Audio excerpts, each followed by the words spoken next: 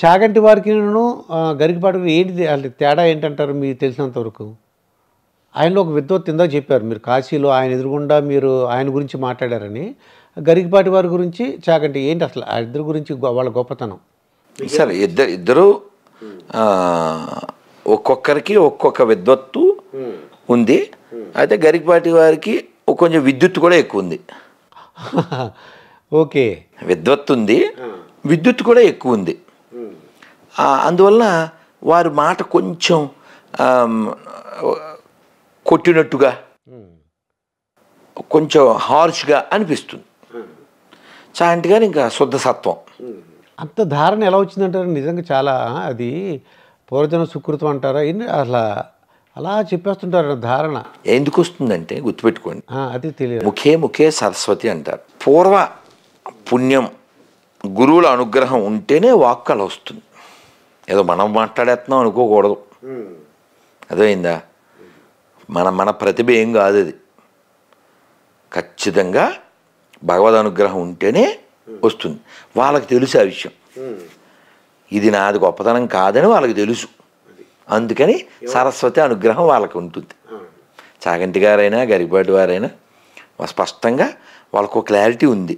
ఇదంతా పలికెడిది భాగవతమట పలికించడు వాడు రామభద్రుండట నే పలికిన భవహరమగునట వేరొండుగాద పలుకగనేలా. వాళ్ళిద్దరిలో ఇది ఒకళ్ళేమో ధారణ అది పూర్వపు జన్మ కాదు. ఇప్పుడు వారు ఉద్యోగం చేశారు, ఎఫ్సిఏలో చేశారండి. ఓకే. చాగంటి కోటేశ్వరరావు గారు వారి ఇంటికి వచ్చి స్నానం చేసేసి సంధ్యావందనం చేసుకుని గంటల కొద్దీ చదివేవారు. అలా చదివి ఆ జ్ఞానాన్ని పెంచుకుని వారే ఉంచుకోకుండా మన అందరితో పంచుకుంటూ మనం అందరం బాగుండాలని. అంటే ప్రేమ అంటే ఏమిటండి? ఎదుటివాడు బాగుపడాలని కోరుకోవడం, అది ప్రేమ. అంతేకాని ఇలా ఏదో మెచ్చుకోవడమో లేకపోతే గిఫ్ట్ ఇవ్వడమో కాదు. నాకు వాళ్ళు వీళ్ళు శాలువాలు అవి వేసినప్పుడు నేను చెప్తాను, ఎవరి దాంట్లో శాలువాలు నాకు వద్దు. ఈ శాలువాలు ఏమో ఓ సంచులు అయ్యాక బ్యాగ్ అయ్యాక ఏ రైల్వే స్టేషన్లో పంచిపెట్టేస్తాను. ఇది దాంట్లో ఇక్కడే పడేసి వెళ్ళిపోతా. నేను కోరుకునేది ఏమిటంటే మిమ్మల్ని భౌతిక చదవమని చెప్పా. అది చదివితే నాకు 10 శాలువాలు వేసినట్టు. అందుకని నేను శాలువా బ్యాచ్ని సెల్ఫీ బ్యాచ్ని పెద్ద ఎంటర్టైన్ చేయను. చెప్పింది చేసేవాడు కావాలి. అది చాగంటి గారి ప్రవచనాలు వినడం ద్వారా ఎంతోమంది వాళ్ళ జీవితాన్ని దిద్దుకున్నారు. నాకెవరో తమిళనాడు నుంచి ఫోన్ చేసి ఈ అరుణాచలం ఫ్లోటింగు, ఈ కాశీలో ఫ్లోటింగు, అసలు ఈ పుణ్యం మన తెలుగు ప్రవచనకర్తలదే అన్నారు. మరి అరుణాచలం గొప్పతనం ఎంత చెప్పారు చాగంటి గారు, గరికపాటి వారు, వద్దిపత్తి వారు, సామవేదం వారు, వీళ్ళంతా బోల్డ్ చెప్పగా మీరు కాశీ వెళ్ళండి.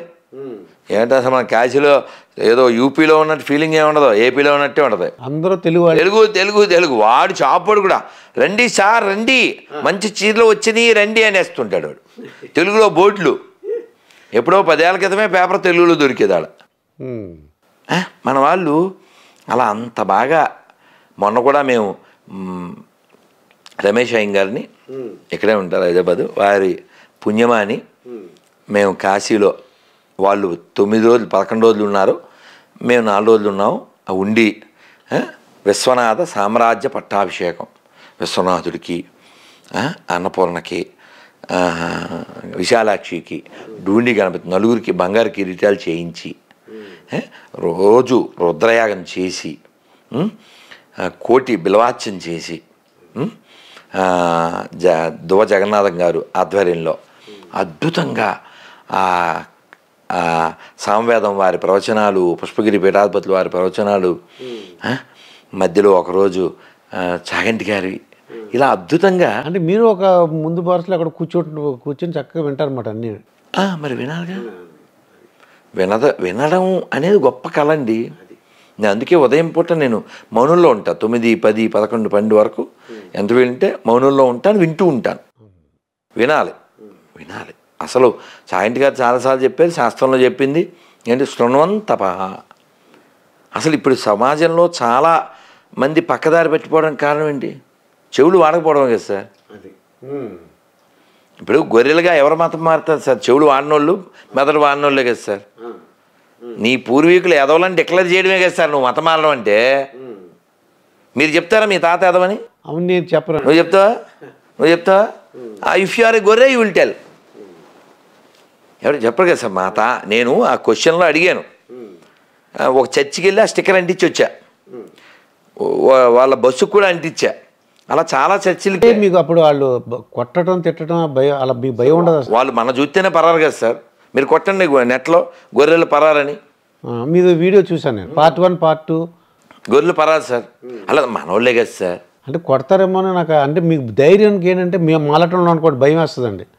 అన్నో ఏమంటారో ఏంటో. అంటే ఏమంటారు? ఇప్పుడు నేను చెప్పేది అబద్ధం అయితే నాకు భయం ఉంటుంది సార్. మీకు అర్థమైందా? ఇప్పుడు నేను ఇందాక మళ్ళీ అదే statement sir. Compare with Rana Daggubati, Brahmanandam is short. ఇందులో అబద్ధమే ఉంది. ఆ మాట బ్రహ్మానందం గారు ఒప్పుకోరు. ఆయన ఒప్పుకోరా? బ్రహ్మానందం గారికి కోపం వస్తుంది ఏంటి? మీకు ఎప్పుడు కోపంగా ఉంటారండి. అంటే నేను వీడియో చూస్తుంటే కోపం ఉంటుంది, ఆవేశంగా ఉంటారండి. నేను ఏమంటున్నానంటే మత మార్పిళ్ళు నేను కనుక్కున్నాను. మీరు అన్న తర్వాత నేను చూశానండి. ఎందుకు అలా మతాలు మారుతున్నారంటే చిన్నప్పటి నుంచి పూజలు చేస్తున్నారండి. పూజలు చేసేసరికి వాళ్ళకి ఒక క్యాన్సరో లేకపోతే ఒక అబ్బాయి అయితే వాళ్ళ నాన్నగారు అస్తమానం తాగుడండి, డే టైం కూడా తాగేస్తున్నాడంట. అతనికి ఏం చెప్పారంటే నువ్వు యేసు ప్రభువుని నమ్ముకో, లేకపోతే ఇంకో దేవుడిని నమ్ముకో, నీకు మీ నాన్నగారు ఆ మందు మానేస్తాడు, డే టైం తీసుకోడు, నీ మాట వింటాడు, చక్కగా ఉద్యోగం చేసుకుంటాడని చెప్పారంట. ఇతను ఆ తండ్రి లేకపోతే వాళ్ళ అమ్మగారు ఎప్పుడు పూజలు చేస్తున్నారు. ఇలాగా నువ్వు అంటే అతనికి ఒక సమస్య వచ్చింది. నువ్వు పూజలు ఉన్నావు, గుళ్ళు తిరుగుతున్నావు, కొబ్బరికాయలు కొడుతున్నావు, కానీ నీకు ఇది ఎక్కడ ఒక మంచి మీ నాన్నలో మార్పు లేదు.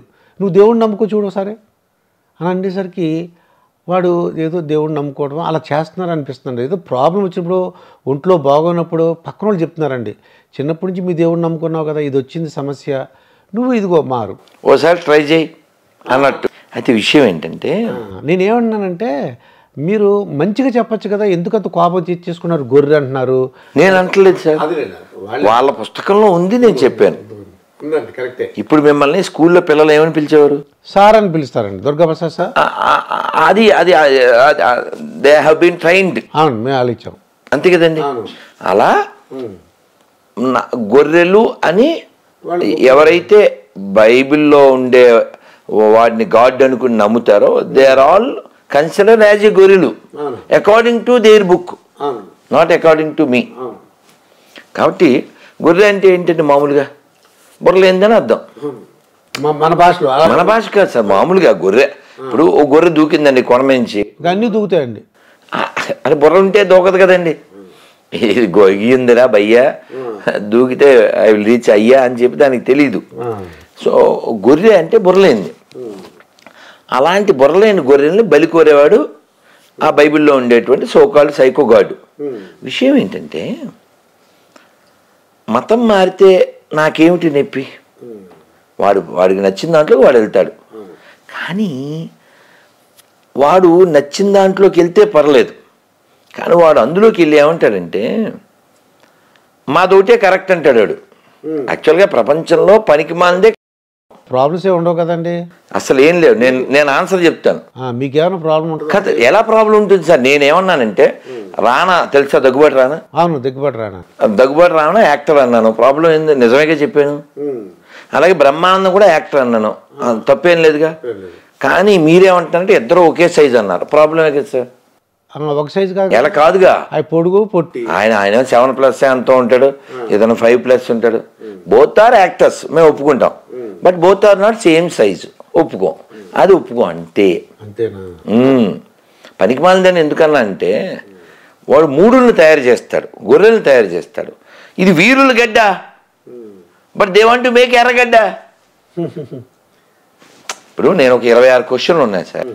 ఆ క్వశ్చన్లో నాకు 13 క్వశ్చన్కి ఆన్సర్ చెప్తే నేను కూడా మతం మారిపోతా. నాతో పాటు దుర్గాప్రసాద్ గారిని, సీనుని, పూర్ణ అందరిని మతం మార్చేస్తాను. ఇప్పుడు వాళ్ళు ఎవరైతే క్రైస్తవులని చెప్పుకుంటున్నారో వాళ్ళది చెప్పుకోవడం అనే దాన్ని మనం వ్యతిరేకించాం. కానీ వాళ్ళు ఏమంటారంటే మా నాన్నగారు గొప్పవారు అని నేను మీతో 1 అవర్ చెప్పాను అనుకోండి, ఏంటో ఇంక నాన్న ఒక్కడి గురించి చెప్తున్నాడు, ఇంకే ఇంటర్వ్యూ ఏం చేస్తాం, బోల్డ్ అని టాపిక్లు రాసుకుందాం, ఏం అడగడం ఇవ్వకుండా చేస్తున్నాడు అనుకుంటారు. మీరు కొంచెం చిరాకు వస్తుంది కానీ ఏమనరు. కానీ నేను మా నాన్నగారి గురించి మాట్లాడుతూ మీ నాన్న వేస్ట్ అని అనుకోండి, అప్పుడు మీకు బీపీ వస్తుంది. అక్కడ ప్రాబ్లం మీకు వచ్చిన నాకు కాదు ఎవరికి హెడ్ ఉందో అటువంటి ప్రతి హిందూకి వస్తుంది. అది అబద్ధాన్ని నేను వ్యతిరేకిస్తా. ఏమిటి అబద్ధం? మాది ఒకటే కరెక్ట్ అనడం అబద్ధం. అంటే బైబిల్లో అలా రాసి ఉందని అంటున్నారండి వాళ్ళు. అందుకే బైబిల్ పనికి మాలింది. ఏమన్నాను మళ్ళీ నేను? అమ్మో అలా అంటున్నారా? నేను నిరూపిస్తా అన్నాం. మీకేం చెప్పాను? బ్రహ్మానందం గారు సినిమా యాక్టరు, రానాతో పోలిస్తే పుట్టానే కదా. పుట్టానే కదా. ఆయన హైటు ఈయన హైటు వేరు కదా. అవును. మీరేం ఒప్పుకోవట్లే. ఇద్దరిని ఓ చోట చూపిస్తాను, మీకు తెలిసిపోద్ది కదా. అలా అంటే మీకు ఎక్కడ కోపం వస్తుందంటే అబద్ధం. అది